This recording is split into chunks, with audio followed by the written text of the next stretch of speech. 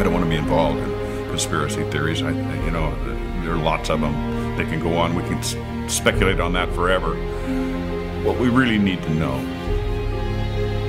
is how those buildings came down. World Trade Center 7 collapsed because of fires fueled by office furnishings.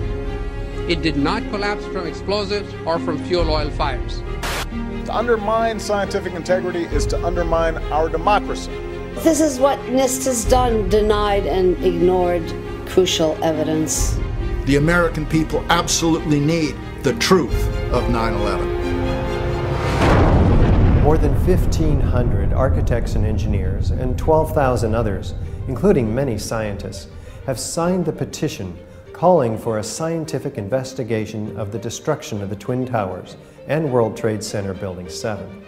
The report, issued by the National Institute of Standards and Technology, referred to as NIST, was not valid science.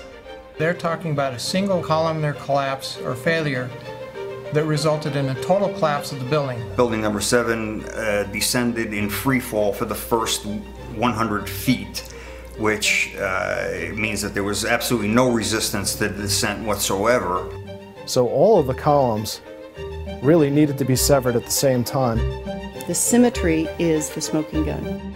NIST has admitted it went into free fall for 8 stories. You don't need to be an engineer or an architect to see what happened to those buildings. Dit is controlled demolition.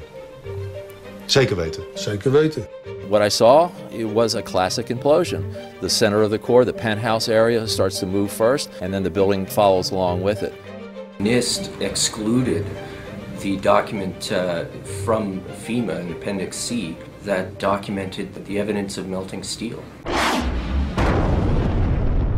In an office fire, you cannot generate enough heat to melt steel. There were these iron microspheres present in all of the dust samples. They needed to have been formed in extremely high temperatures.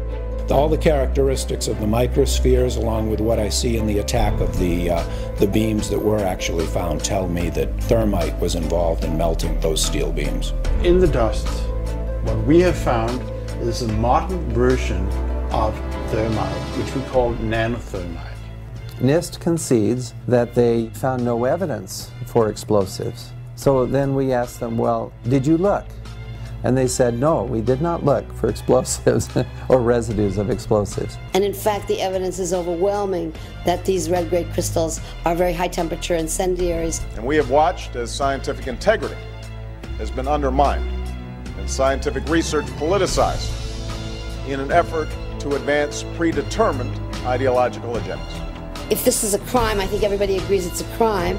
Evidence was removed from the scene of the crime. You can't do science when you are deprived of the evidence and when your hypothesis is the least valid instead of the most likely.